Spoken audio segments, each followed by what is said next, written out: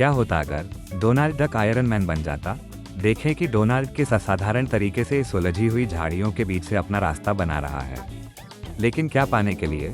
क्या एक उष्णकटिबंधीय जंगल के बीच में स्थित कुछ खोए हुए खंडहरों तक पहुंचने के लिए? कॉमिक की शुरुआत में हम देखते हैं मशहूर आविष्कारक ज़ायरो गेलोस की लैब। जैसा कि आप देख सकते हैं, ये घर कम और कोई अजीब मशीन ज़्यादा लग रही है। छत पर बड़े बड़े सैटेलाइट डिश, सोलर पैनल और चिमनियाँ लगी हुई हैं। बाहर एक बोर्ड भी लगा है जिस पर लिखा है ब्रिलियंट इन्वेंशंस, यानी शानदार आविष्कार। लेकिन यहाँ एक बड़ी समस्या है। ज़ायरो की लैब के बाहर का गार्डन किसी घने जंगल जैसा हो गया है। झाड़ियाँ इतनी ऊंची हैं कि डोनाल्ड डक को उसमें से निकलकर आने में पसीने छूट रहे हैं। जब डोनाल्ड आखिरकार ज़ायरो के पास पहुँचता है तो वो झल्लाकर कहता है, तुम अपने इस गार्डन का ख्याल क्यों नहीं रखते? ये तो बाहर से बिल्कुल जंगल जैसा लग रहा है। डोनाल्ड काफ़ी थका हुआ और चिढ़ा हुआ दिख रहा है क्योंकि उसे इस जंगल को पार करने में बहुत मेहनत लगी है। ज़ायरो बड़े शांत अंदाज में मुस्कुराते हुए जवाब देता है, तुम सही कह रहे हो डोनाल्ड। मैं तुम्हारे अंकल स्क्रूज के प्रोजेक्ट्स में इतना बिजी था कि मुझे इस यार्ड को साफ करने का समय ही नहीं मिला। यानी ज़ायरो इतना बड़ा साइंटिस्ट है कि वो दुनिया भर के आविष्कार तो कर लेता है, लेकिन अपने घर की घास काटना भूल जाता है। जैसे ही डोनाल्ड बगीचे की हालत पर सवाल उठाता है, ज़ायरो अपने साइंटिस्ट मोड में आ जाता है। वो बड़े उत्साह से कहता है, लेकिन डोनाल्ड, मैंने एक ऐसा इन्वेंशन बनाया है जो इन फालतू पौधों और कटीली झाड़ियों को पलक झपकते ही साफ कर देगा। ये सिस्टम इतना तेज़ है कि। लेकिन डोनाल्ड को ज़ायरो के साइंस में कोई दिलचस्पी नहीं है।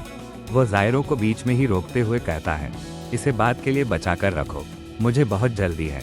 डोनाल्ड बताता है कि आज उसकी डेज़ी के साथ डेट है और वो लेट नहीं होना चाहता। वो बस अपना सामान लेकर वहाँ से निकलना चाहता है। अब कहानी में ट्विस्ट आता है। ज़ायरो को डोनाल्ड के अंकल स्क्रूज के गोल्ड ड्रिल के नक्शे यानी प्लान्स देने हैं। ज़ायरो कहता है, मैंने उन्हें प्रिंट तो किया था और यहीं कहीं रखा था। लैब के अंदर का नज़ारा बाहर के बगीचे से भी बुरा है। ज़ायरो पागलों की तरह बक्सों और कबाड़ में कागज़ ढूंढ रहा है। डोनाल्ड हाथ बांधे चिढ़कर खड़ा है और ज़ायरो को पेपर्स के ढेर में डूबा हुआ देख रहा है। वो तंज कसते हुए कहता है, मुझे ताज्जुब होता है कि क्या दुनिया के सारे साइंटिस्ट तुम्हारी तरह ही इतने मैसी होते हैं। ज़ायरो अपने हाथ खड़े कर देता है। वो घबराते हुए कहता है, मुझे वो नक्शे नहीं मिल रहे। लेकिन डोनाल्ड परेशान है क्योंकि उसे वो नक्शे अंकल स्क्रूज तक पहुंचाने थे। फ्लैशबैक में दिखाया जाता है, अंकल स्क्रूज पहले से ही नाराज़ लग रहे हैं। वो डोनाल्ड से पूछते हैं, क्या मैंने सही सुना? तुम डेज़ी के साथ बिजी हो? वो डोनाल्ड को ताना मारते हैं कि उसके पास ज़ायरो की लैब जाकर सोने की खुदाई वाली ड्रिल के नक्शे लाने का समय नहीं है। डोनाल्ड हकलाते हुए कहता है, वो बिल्कुल सही। वो अंकल स्क्रूज के गुस्से से बचने की कोशिश कर रहा है। स्क्रूज उसे चिढ़ाते हुए कहते हैं, कोई बात नहीं भतीजे, जिसे सुनकर डोनाल्ड राहत की सांस लेता है। लेकिन रुकिए, अंकल स्क्रूज इतनी आसानी से छोड़ने वालों में से नहीं है। वो 1 मील लंबी कागज़ की लिस्ट निकालते हैं और डोनाल्ड से कहते हैं, तो फिर कल तुम इस लिस्ट के कम से कम पहले 200 नामों का हिसाब किताब चुकता करोगे। इतनी लंबी लिस्ट देखकर डोनाल्ड के होश उड़ जाते हैं और वह लंबी सांस भरते हुए हार मान लेता है। जब ज़ायरो को प्रिंट किए हुए पेपर्स नहीं मिलते तो वो एक दूसरा रास्ता निकालता है। वो डोनाल्ड को एक USB ड्राइव देता है और कहता है, देखो मैं तुम्हें ये ड्राइव दे रहा हूँ। इसमें मेरे बहुत सारे प्रोजेक्ट्स के प्लान्स हैं और मुझे यकीन है कि इसमें गोल्ड ड्रिल का नक्शा भी ज़रूर होगा। ज़ायरो डोनाल्ड को चेतावनी भी देता है कि इसे खोना मत क्योंकि यह बहुत कीमती है। लेकिन कहानी में एक बड़ा ट्विस्ट है। ज़ायरो और डोनाल्ड को अंदाज़ा भी नहीं है कि उनकी बातें कोई सुन रहा है। एक छोटी सी मक्खी जैसी दिखने वाली मशीन वहाँ उड़ रही है, जो असल में एक जासूसी उपकरण है। यह मशीन उनकी सारी बातें रिकॉर्ड करके कहीं और भेज रही है। अब पर्दे पर आते हैं इस कहानी के विलेन, बीगल बॉयज़। हम देखते हैं कि 3 बीगल बॉयज़ अपने अड्डे पर बैठे रेडियो और हेडफोन के जरिए ज़ायरो की बातें सुन रहे हैं। उनके चारों तरफ पिज्जा के डिब्बे और कबाड़ बिखरा हुआ है, जो दिखाता है कि वे किसी बड़ी चोरी की फिराक में हैं। ज़ायरो की आवाज़ रेडियो से आती है, ये बहुत कीमती है। इसे सुनकर बीगल बॉयज़ के चेहरे पर लालच भरी मुस्कान आ जाती है। उनमें से एक चिल्लाकर कहता है, क्या तुमने वो सुना भाइयों? और दूसरा जवाब देता है, बिल्कुल। अब वे समझ चुके हैं कि उस छोटी सी ड्राइव में कोई बहुत बड़ा खजाना छुपा है और वे उसे चुराने की तैयारी शुरू कर देते हैं। बीगल बॉयज़ उस कंप्यूटर ड्राइव के बारे में सुनकर कल्पना करने लगते हैं। उनकी आंखों के सामने उस मशीन का नक्शा आ जाता है जिसे ज़ायरो ने डिज़ाइन किया है। यह एक बहुत ही शक्तिशाली और विशाल लाल रंग की मशीन है, जिसमें आगे एक बहुत बड़ा ड्रिल लगा हुआ है। यह मशीन ज़मीन की गहराई को चीरकर सोना ढूंढने की ताकत रखती है। तीनों बीगल बॉयज़ एक साथ खड़े होकर कमीनी मुस्कुराहट के साथ इस मशीन के बारे में सोच रहे हैं। उन्हें लगता है कि अगर यह मशीन उनके हाथ लग गई तो वे दुनिया के सबसे अमीर चोर बन जाएंगे। अगले ही पल वे सपना देखते हैं कि वे उस मशीन का इस्तेमाल करके अंकल स्क्रूज की मशहूर मनी बिन की मोटी दीवारों को तोड़कर अंदर घुस गए हैं। आप देख सकते हैं कि मशीन ने तिजोरी में छेद कर दिया है और बीगल बॉयज सोने के सिक्कों के ढेर में खेल रहे हैं। सपनों की इस दुनिया में बीगल बॉयज सोने की थैलियां भर रहे हैं और सिक्कों की बारिश में नहा रहे हैं। एक बीगल बॉय तो हीरो और जेवरात से भरा संदूक लेकर नाच रहा है। उनके लिए अब स्क्रूज को लूटना बच्चों का खेल लग रहा है। लेकिन क्या वे असलियत में उस ड्राइव को चुरा पाएंगे? ये तो आने वाला वक्त ही बताएगा। बीगल बॉयज अपनी योजना को लेकर बहुत कॉन्फिडेंट हैं। उनमें से एक हंसते हुए कहता है, और सबसे अच्छी बात तो ये है कि सारे प्लान्स उस बुद्धू डोनाल्ड के हाथ में हैं। दूसरा भाई कहता है, तुम जानते हो न इसका क्या मतलब है? और तीसरा उत्साहित होकर जवाब देता है, बिल्कुल। उससे वे प्लान्स छीनना तो बहुत आसान होगा। अगले सीन में हम शहर की एक व्यस्त सड़क देखते हैं जहाँ ट्रैफिक और लोगों की भीड़ है। डोनाल्ड डक वहाँ से गुजर रहा है और उसे अंदाजा भी नहीं है कि उस पर नजर रखी जा रही है। तभी एक बूढ़ा कुत्ता, जो असल में भेष बदला हुआ एक बीगल बॉय लग रहा है, लाठी लेकर डोनाल्ड के पास आता है। वो बड़ी मासूमियत से नाटक करते हुए कहता है, नौजवान लड़के, क्या तुम सड़क पार करने में मेरी मदद कर सकते हो? डोनाल्ड थोड़ा हैरान होकर वाले एक्सप्रेशन के साथ उसे देख रहा है। सड़क पर और भी संदिग्ध लोग दिख रहे हैं, जैसे जेलेटी बेचने वाला और एक अजीब सा दिखने वाला बच्चा। बीगल बॉयज ने डोनाल्ड को चारों तरफ से घेर लिया है। उनका इरादा साफ है, मदद के बहाने डोनाल्ड का ध्यान भटकाना और वो कीमती कंप्यूटर ड्राइव चोरी करना। कहानी अब एक बहुत ही रोमांचक मोड़ पर है। जैसे ही नेक दिल डोनाल्ड कहता है, जरूर, मैं, तभी पीछे से एक और बीगल बॉय, जो एक छोटे बच्चे का रूप धरे हुए है, अपने हाथ में लिए विशाल लॉलीपॉप से डोनाल्ड के सिर पर जोरदार हमला करता है। थड की आवाज के साथ डोनाल्ड बेहोश हो जाता है। डोनाल्ड के बेहोश होते ही ये तीनों चोर बिना समय गंवाए उसे उठाकर पास ही खड़े आइसक्रीम के ठेले के अंदर डाल देते हैं। ये सब इतनी सफाई से किया जाता है कि आसपास के लोगों को भनक तक नहीं लगती। बीगल बॉयज अब इस बात से खुश हैं कि कीमती ड्राइव वाला शिकार उनके पिंजरे में है। तभी वहाँ एक आम नागरिक आता है और अनजाने में उस आइसक्रीम वाले से पूछता है, एक्सक्यूज मी, कौन कौन से फ्लेवर हैं आपके पास? चोर घबरा जाते हैं, लेकिन उनका लीडर गुस्से में जवाब देता है, डक फ्लेवर। वो ग्राहक बुरी तरह डर जाता है और घबराकर वहां से निकलने की कोशिश करता है। बीगल बॉयज को एहसास होता है कि अब वहां ज्यादा देर रुकना खतरे से खाली नहीं है। वे एक दूसरे से कहते हैं, हमें यहाँ से जल्दी निकलना होगा, चलो इस डक को लेकर चलते हैं। और वे डोनाल्ड को लेकर वहां से रफूचक्कर हो जाते हैं। कहानी अब एक बहुत ही डरावनी और रहस्यमयी जगह पर पहुंच गई है। बीगल बॉयज डोनाल्ड को शहर से दूर एक ऐसी पुरानी और टूटी फूटी फैक्ट्री में ले आए हैं जहां परिंदा भी पर नहीं मार सकता। फैक्ट्री की हालत देखकर लग रहा है कि यहाँ बरसों से कोई नहीं आया है। जैसा कि कॉमिक में लिखा है, एक ऐसी जगह जहाँ उसे कोई कभी नहीं ढूंढ पाएगा। फैक्ट्री के अंदर का नज़ारा और भी बुरा है। हर तरफ कबाड़, टूटे हुए डिब्बे, सीढ़ियाँ और लोहे के पाइप बिखरे हुए हैं। छत से पुराने जाल लटक रहे हैं। इसी कबाड़ के बीच हमारा बेचारा डोनाल्ड जमीन पर बेहोश पड़ा है। उसके सिर के चारों ओर घूमते सितारे दिखा रहे हैं कि उसे बहुत जोर की चोट लगी है। थोड़ी देर बाद डोनाल्ड को होश आता है। वो लड़खड़ाती आवाज में कहता है, ऑफ। क्या हुआ था? उसे अभी भी धुंधला दिखाई दे रहा है और उसका सिर चकरा रहा है। उसे समझ नहीं आ रहा कि वो सड़क से इस कबाड़खाने में कैसे पहुंच गया। तभी वहां एक भारी और मशीनी आवाज गूंजती है, गुड मॉर्निंग डोनाल्ड। अचानक आई इस आवाज और पास ही लगे एक पुराने कैमरे स्पीकर से निकलने वाली की आवाज को सुनकर डोनाल्ड बुरी तरह चौंक जाता है। उसके चेहरे पर बना क्वेश्चन मार्क का निशान उसकी उलझन को साफ दिखा रहा है। उम्मीद है कि तुमने आराम कर लिया होगा। यह आवाज और कोई नहीं बल्कि बीगल बॉयज के एक सदस्य की है, जो छुपकर डोनाल्ड पर नजर रख रहा है। घबराया हुआ डोनाल्ड चारों तरफ देखता है और चिल्लाता है, कौन बोल रहा है? जवाब बहुत ही खतरनाक मिलता है, क्योंकि अब तुम हमारे लिए काम करोगे। बीगल बॉयज ने साफ कर दिया है कि उन्होंने डोनाल्ड को सिर्फ किडनैप नहीं किया, बल्कि वे उसे अपना गुलाम बनाकर कुछ करवाना चाहते हैं। बीगल बॉय पास ही रखे एक पुराने कंप्यूटर की ओर इशारा करता है और कहता है कि उन्होंने जाइरो का सारा कीमती डेटा उस कंप्यूटर में अपलोड कर दिया है। इसका मतलब है कि बीगल बॉयज के पास अब वो सारे खतरनाक और कीमती ब्लूप्रिंट्स हैं, जिन्हें वे खुद समझ नहीं पा रहे, और उन्हें किसी ऐसे की जरूरत है जो मशीनों को समझता हो। विलेन आगे कहता है कि उन्होंने डोनाल्ड को काम करने के लिए सारा जरूरी सामान भी दे दिया है, लेकिन जब डोनाल्ड पीछे मुड़कर देखता है तो वहां सिर्फ लोहे के पुराने पाइप, टायर और फालतू कूड़ा पड़ा होता है। डोनाल्ड हैरान होकर पूछता है, तुम्हारा मतलब इन बेकार के टुकड़ों से है? साफ है कि बीगल बॉयज चाहते हैं कि डोनाल्ड उस कबाड़ और जाइरो के डेटा का इस्तेमाल करके उनके लिए वो गोल्ड ड्रिल मशीन तैयार करे। जब डोनाल्ड कबाड़ के ढेर को देखता है तो बीगल बॉयज बड़ी मासूमियत से कहते हैं, खैर, अपनी सारी जमा पूंजी से हम बस इतना ही कबाड़ खरीद पाए। वे डोनाल्ड को यकीन दिलाने की कोशिश कर रहे हैं कि उन्होंने उसे काम देने के लिए बहुत खर्चा किया है। बेचारा डोनाल्ड चिढ़कर उनसे पूछता है, तो क्या तुमने मुझे इसीलिए किडनैप किया है ताकि मैं इस कबाड़ से ड्रिल बनाऊं? बीगल बॉयज बिना किसी शर्म के जोर से चिल्लाकर जवाब देते हैं, हाँ। डोनाल्ड हैरान होकर एक और सवाल पूछता है, क्या तुम लोग इसे खुद नहीं बना सकते थे? अब जो जवाब मिलता है वो सुनकर आप भी अपनी हंसी नहीं रोक पाएंगे। बीगल बॉय जम्हाई लेते हुए कहता है, मतलब हम बना तो सकते थे, लेकिन हम इसे बनाने के लिए बहुत आलसी हैं।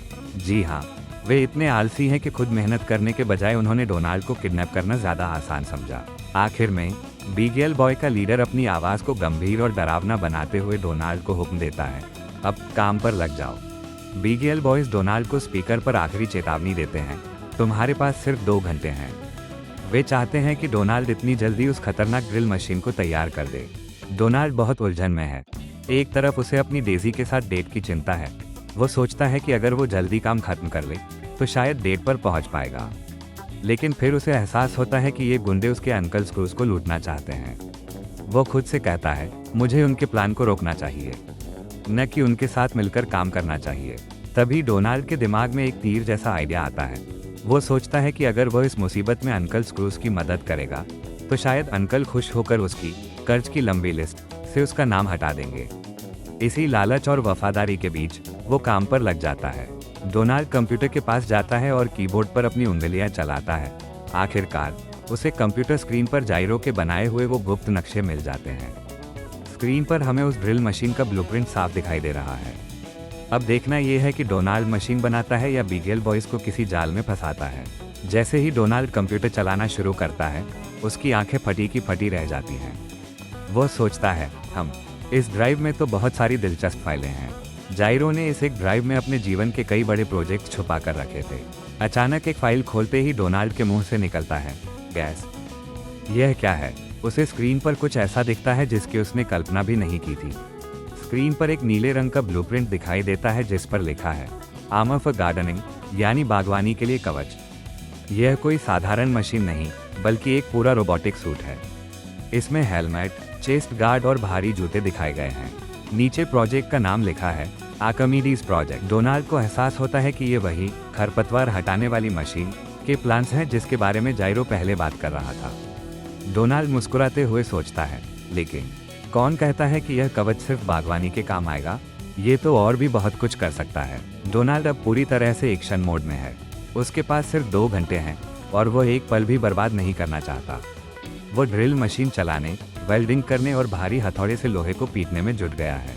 दूसरी तरफ बीगल बॉयज एक कांच की खिड़की के पीछे से डोनाल्ड पर नजर रख रहे हैं। उनमें से एक भाई डोनाल्ड की फुर्ती देखकर हैरान है और कहता है, हे भाई, जरा देखो तो इस डक को, ये तो कमाल कर रहा है। लेकिन दूसरा बीगल बॉय, जो हमेशा की तरह बहुत आलसी है, एक लंबी जम्हाई लेता है। उसे डोनाल्ड की मेहनत से ज़्यादा अपनी नींद की चिंता है। वो चिढ़कर कहता है, ये बहुत ज़्यादा शोर कर रहा है और मुझे झपकी लेनी है। उन्हें इस बात का कोई अंदाज़ा नहीं है कि डोनाल्ड उनके लिए ड्रिल नहीं बल्कि उन्हें सबक सिखाने के लिए कुछ और ही बना रहा है। गुस्से में बैठा बीगल बॉय कहता है, खैर, अगर सिर्फ शोर ही तुम्हारी समस्या है तो मेरे पास एक आइडिया है। वो आइडिया था एयर प्लग्स। अब हम देखते हैं कि तीनों बीगल बॉयज सुकून से सो रहे हैं। कोई सोफे पर पसरा है तो कोई ज़मीन पर। उनके चारों तरफ पिज्जा के टुकड़े और गंदगी फैली हुई है और उनके खर्राटों की आवाज़ पूरे कमरे में गूंज रही है। तभी अचानक सन्नाटा टूटता है। पास ही रखे एक पुराने लाउडस्पीकर से डोनाल्ड की आवाज़ गूंजती है, हे बदमाशों, मेरा काम पूरा हो गया है। डोनाल्ड ने अपना काम समय से पहले ही खत्म कर लिया है और वो विलेंस को इसकी जानकारी दे रहा है। स्पीकर की तेज आवाज़ से एक बीगल बॉय झटके से जागता है। उसकी आंखें अभी भी नींद से बोझिल हैं और वो पूरी तरह से होश में नहीं आया है। वो बड़बड़ाते हुए कहता है, रज़ज़ हूँ। उसे अपनी कानों में लगे प्लग निकालने में भी थोड़ा समय लग रहा है। वो अपने बाकी भाइयों को थपथपाकर जगाता है और चिल्लाता है, जागो भाइयों। उस डक ने ड्रिल मशीन पूरी कर ली है। दूसरा भाई अपनी नींद खराब होने पर थोड़ा चिड़चिड़ा है, लेकिन वो डोनाल्ड की स्पीड देखकर हैरान रह जाता है और कहता है, इतनी जल्दी? वो तो बिजली की तरह तेज निकला। उन्हें अभी भी नहीं पता कि डोनाल्ड ने उनके लिए ड्रिल नहीं बल्कि एक बड़ा सरप्राइज तैयार किया है। जैसे ही बीगल बॉयज को लगता है कि डोनाल्ड ने ड्रिल मशीन पूरी कर ली है, अचानक एक जोरदार आवाज़ गूंजती है। कमरे के कांच के टुकड़े टुकड़े हो जाते हैं और एक शक्तिशाली लेजर ब्लास्ट खिड़की को तोड़कर अंदर आता है। बीगल बॉयज अपनी आंखें फटी की फटी रह जाते हैं। उनमें से एक घबराकर पूछता है, क्या हो रहा है? और दूसरा चिल्लाता है, सबसे ज़रूरी बात, ये है कौन? तभी उन्हें ज़मीन पर भारी कदमों की आवाज़ सुनाई देती है। धुएं और कांच के टुकड़ों के बीच से एक अद्भुत योद्धा निकलता है। यह कोई और नहीं बल्कि डोनाल्ड डक है, जिसने जाइरो के उस गार्डनिंग कवच को एक हाईटेक युद्ध सूट में बदल दिया है। वो एक पावरफुल पोज में खड़ा होता है और गरजते हुए कहता है, कॉल मी आयरन डक। आयरन डक की धमाकेदार एंट्री देखकर बीगल बॉयज दंग रह जाते हैं। वे उसे चारों तरफ से घेर लेते हैं और कवच को ठोक कर देखते हैं। उनमें से एक पूछता है, डोनाल्ड, क्या तुम इसके अंदर हो? दूसरा भाई उसके कवच का मजाक उड़ाते हुए पूछता है, क्या ये कोई चलता फिरता फ्रिज है? डोनाल्ड बड़े स्वैग के साथ जवाब देता है, यह मेरा पर्सनल कवच है, जिसे तुम्हें सलाखों के पीछे भेजने के लिए बनाया गया है। बीगल बॉयज को अब भी लगता है कि वे जीत सकते हैं, क्योंकि वे 3 हैं और डोनाल्ड अकेला। वे अपने औजार जैसे रिंच, ड्रिल और पेचकश निकालकर चिल्लाते हैं, इसे इस सूट से बाहर निकालो। लेकिन डोनाल्ड के पास एक सीक्रेट वेपन है। वो याद दिलाता है कि यह असल में एक गार्डनिंग सूट है। वह अपने कवच से एक शक्तिशाली हवा का भंवर छोड़ता है। कॉमिक के अनुसार ये फीचर असल में रास्ते से पत्तियां हटाने के लिए बनाया गया था, लेकिन यहाँ ये बीगल बॉयज को हवा में गोल गोल घुमाकर धूल चटा देता है। तीनों भाई हवा में उड़ने लगते हैं। हवा में घूमने के बाद बीगल बॉयज एक दूसरे के ऊपर गिरते हैं और भागने की कोशिश करते हैं, लेकिन आयरन डक उन्हें इतनी आसानी से नहीं जाने देता। वह अपने सूट से एक बड़ा घास बटोरने वाला औजार निकालता है और उन्हें एक पिंजरे की तरह जकड़ लेता है। बीगल बॉयज डर के मारे चिल्लाते हैं, ओह नहीं, हम तो फंस गए। आयरन डक बने डोनाल्ड ने बीगल बॉयज को पूरी तरह से काबू में कर लिया है। वह अपने कवच से एक खास तार निकालता है और कहता है, मेरे पास पौधों को बांधने वाला तार भी है। वह इस तार का इस्तेमाल बीगल बॉयज को एक साथ गठरी की तरह बांधने के लिए करता है। विलेन दर्द और हार के मारे कराह रहे हैं। इसके बाद शुरू होता है एक अद्भुत नज़ारा। डोनाल्ड बीगल बॉयज को हाथ में लटकाकर आसमान में उड़ने लगता है। वो उन्हें सीधे अंकल स्क्रूज की मनी बिन की ओर ले जा रहा है। नीचे से पूरा शहर छोटा दिखाई दे रहा है और डोनाल्ड एक असली सुपर हीरो की तरह बादलों के बीच से उड़ रहा है। जैसे ही डोनाल्ड मनी बिन के सामने उतरता है, अंकल स्क्रूज उसे देखकर हैरान रह जाते हैं। वे पूछते हैं, डोनाल्ड, तुमने ये क्या पहना है? हैलोवीन तो कब का खत्म हो गया। डोनाल्ड अपना हेलमेट उतारता है और गर्व से बताता है कि उसने बीगल बॉयज को चोरी करते हुए रंगे हाथों पकड़ा है। बीगल बॉयज को पुलिस के हवाले कर दिया जाता है। डोनाल्ड बड़ी उम्मीद के साथ अंकल स्क्रूज से पूछता है, क्या मुझे इसके लिए कोई इनाम नहीं मिलना चाहिए? उसे लगता है कि शायद अंकल उसका कर्ज माफ कर देंगे, लेकिन अंकल स्क्रूज बस मुस्कुराते हैं और उसकी पीठ थपथपाकर कहते हैं, बिल्कुल, शाबाश भतीजे। और बस इनाम के नाम पर डोनाल्ड को सिर्फ शाबाशी मिलती है, जिससे वो बेचारा फिर से उलझन में पड़ जाता है। जैसे ही डोनाल्ड अंकल स्क्रूज से अपना इनाम मांगता है, स्क्रूज उसकी कर्ज की लंबी लिस्ट में से सिर्फ एक छोटा सा टुकड़ा पाड़ते हैं। डोनाल्ड इसे देखकर थोड़ा निराश होता है, लेकिन तभी उसे याद आता है कि डेजी के साथ उसकी डेट का समय हो चुका है। जब वो अंकल से समय पूछता है तो वे बताते हैं कि 7 बजने में सिर्फ 1 मिनट बाकी है। डेजी के पास जल्दी पहुंचने के लिए डोनाल्ड एक बार फिर आयरन डक के कवच का इस्तेमाल करता है। वह हवा में एक जोरदार के साथ उड़ता है और सीधा पेरिस पहुंच जाता है, जहां एफिल टावर के सामने डेजी उसका इंतजार कर रही है। डेजी डोनाल्ड को देखकर बहुत खुश और प्रभावित होती है। वह कहती है, यहाँ का नज़ारा बहुत खूबसूरत है और तुमने मुझे यहाँ लाकर इसे बहुत रोमांटिक बना दिया है, शुक्रिया। डोनाल्ड उसका स्वागत करता है, लेकिन वो एक बड़ी मुसीबत में है। पेरिस के खूबसूरत नज़ारे को देखते हुए डोनाल्ड मन ही मन सोचता है, दिक्कत ये है कि मैं इस भारी कवच के साथ डेजी को गले भी नहीं लगा सकता। और सबसे बड़ी कॉमेडी तो अब सामने आती है, डोनाल्ड ने ये कवच तो बना लिया, लेकिन वो इसे खोलने का बटन बनाना ही भूल गया। अब वो उस लोहे के सूट में फंस गया है और अपनी डेट का आनंद भी ठीक से नहीं ले पा रहा है। वीडियो को अंत तक देखने के लिए धन्यवाद। अगर वीडियो अच्छा लगे तो एक लाइक ज़रूर करें और ऐसे ही वीडियो देखने के लिए चैनल को सब्सक्राइब करें, ताकि आप नए नए वीडियो सबसे पहले देख सकें। कमेंट में अपनी राय ज़रूर बताएं, मैं आपके कमेंट पढ़ता हूँ। धन्यवाद, फिर मिलेंगे अगले वीडियो में।